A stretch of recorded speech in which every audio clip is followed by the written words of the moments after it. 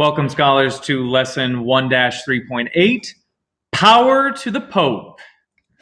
Today we're going to be looking at a brief history of the papacy, its growth in power, beginning with this fellow right here. This would be St. Peter, the first bishop of Rome, and the person from whom the popes originate their power. All the Catholic popes are the successors of St. Peter. Now, St. Peter himself was a disciple of Jesus, the first bishop of Rome, but the popes themselves continued to be powerful and influential long after the fall of Rome. Popes remained in place and gave religious guidance to Italy and to the Christians of the area, even though they were politically very weak during the post-Roman era.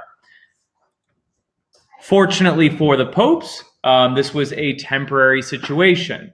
As the Byzantines come back, the popes see themselves rise up to influence again, and the Byzantines kind of support them. The popes are the religious leader. The Byzantine exarchate is the political side of things. But when the Byzantines leave for good in the 700s under pressure from the Lombards, the popes find themselves without a strong political base of support or military base of support. And hence they become victims of the Lombards. Yes, the Lombards are back. We talked about them in Charlemagne's day, and that's where we are in our papal story.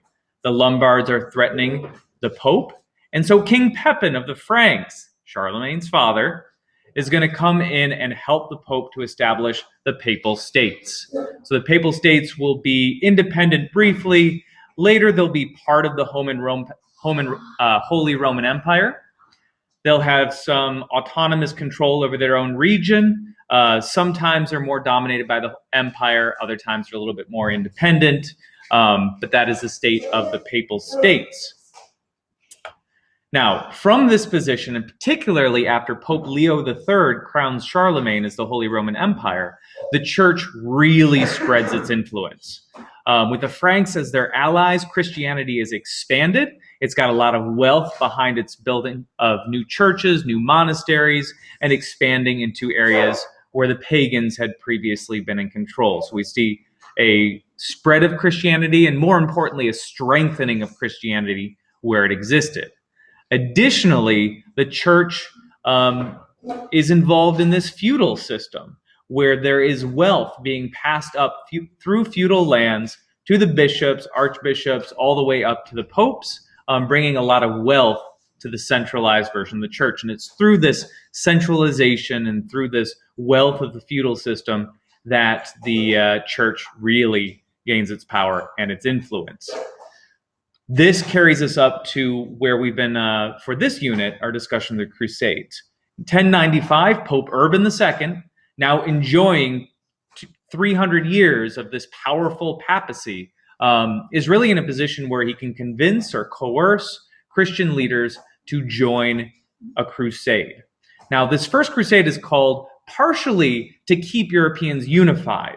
If Europeans are facing an other, somebody else, some reason for them to join forces together, this is going to help keep peace in Europe, and it's going to help have a more expansion of churches and of church lands and church property by keeping peace in Europe. With this peace, the church again increases its wealth. We have a cycle here. The more peace in Europe, the more people paying into that feudal system, the wealthier and more powerful the church becomes.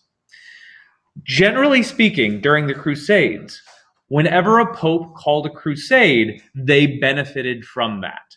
Crusades unified Europe behind the leadership, or at least the direction, of these popes, and the popes benefited to a point where lots of popes are calling lots of crusades because it's good for the church.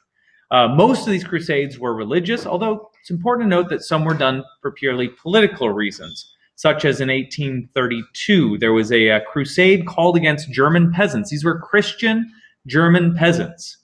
Their crime, their heresy, was they were refusing to pay their tithes, their taxes to the church. So since they were refusing to pay their taxes, they were no longer good Christians. they're not good Christians. They must be heretics. If they were heretics, they must be the targets of a crusade. And we call a crusade against Christians who refuse to pay their taxes. So as you can see, they're not just religious conflicts. But the popes do them because it is a powerful tool for them to increase their own power.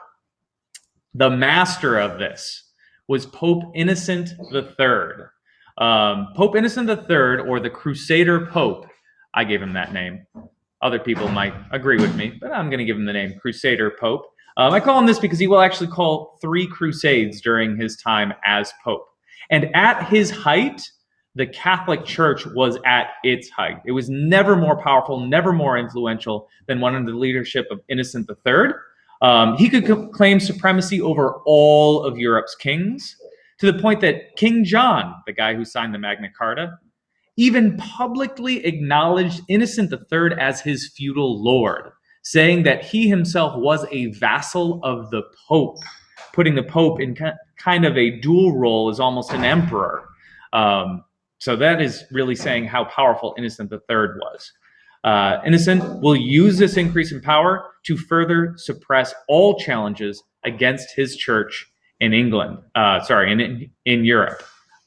So he mobilizes European monarchs to fight the enemies of his version of Christianity throughout the land. But his version of Christianity was increasingly not the only one. As papal power increased, and the fact that the popes are not a hereditary position, you are elected pope, there winds up being multiple contenders for the papacy, with different monarchs having their different favorites to get this. And with this being such a powerful position and an elected position, all the monarchs of Europe wanted to have somebody who came from their country, somebody who was their friend, maybe even their relative, become the pope. And powerful European families each will support different candidates. These papal elections become very contentious. And periodically, you have a European monarch who will reject the selection of the pope. And instead, they will support another pope. And we can have dual popes. Now, after the fact, one will be seen by historians as legitimate, the other will be seen as illegitimate, and they will be titled the Antipopes. But history has lots of antipopes. Antipopes are those that pop up from time to time, supported by these other monarchs. This fellow right here is not one of those antipopes. I just like this image. It seems kind of anti-pope-like. This is actually John Paul II, who's universally considered one of the greatest popes. So the antipopes are going to be the start of the papal decline. As the Pope is seen more of a political reward position and not one that is spiritually ordained, as there's more increased competition for these popes, and these popes are expected to, in return, support those people who help them get into that position, the papacy and the Catholic Church as a whole starts to be seen as a corrupt institution. Popes are using their religious authority to compel the actions of Catholics, to force the actions of Catholics to do something to support the very monarchs that help get the Pope elected. People don't like this. They believe that religion, the papacy, should focus on just the religious spiritual life, should stop focusing as much on the political.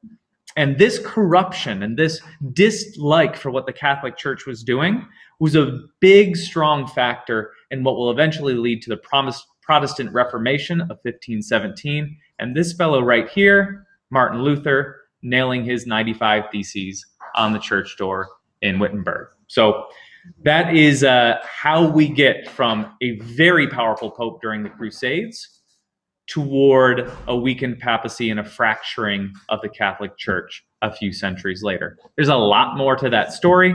I was just summarizing that a little bit. But that is all that we've got for today. Anybody want to join in? Yeah. Wait, where am I looking? All right. Where are we? We're just going to say, Hello. see you next time on 3. 1, 2, 3. See you next time. Camilla.